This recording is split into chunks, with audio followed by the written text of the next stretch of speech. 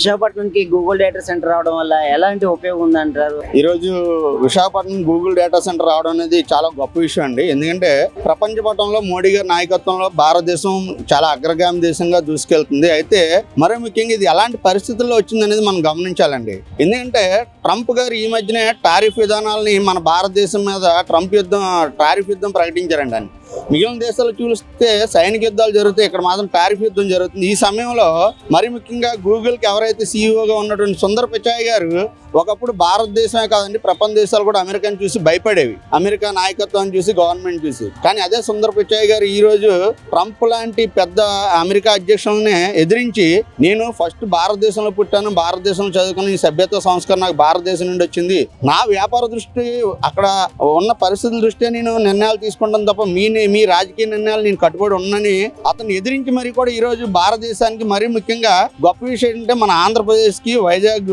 ఇప్పుడిప్పుడే డెవలప్ అవుతున్నటువంటి మన గత 5 సంవత్సరాల క్రితం చూసుకుంటే వైసీపీ గవర్నమెంట్ లో నాశనం అయిపోయిందండి.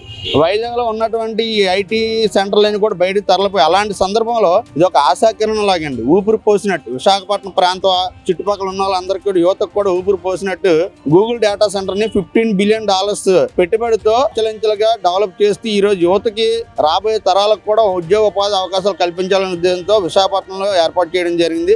దీనికి మోడీ గారు సహకారం ఎంత ఉన్నప్పటికీ కూడా మన రాష్ట్రంలో కూటమి ప్రభుత్వంలో ఎప్పుడైతే ఒక విజనరీ నాయకుడైన సీఎం ఉన్నారండి చంద్రబాబు నాయుడు గారు, ఆయన గతంలోనే 40 years ముందుగా ఆలోచన చేసి ఐటీ సెంటర్ని హైదరాబాద్ తెలంగాణలో ఏర్పాటు చేయడం జరిగింది. ఇప్పుడు ఆ సెంటర్ ని విశాఖపట్నం తీసుకొచ్చి ఏర్పాటు చేయడం అనేది నిజంగా మనకే కాదండి, మన నెక్స్ట్ అప్కమింగ్ 50 years వరకు జనరేషన్ వరకు కూడా ఇది ఎంతో ఉపయోగపడుతుంది.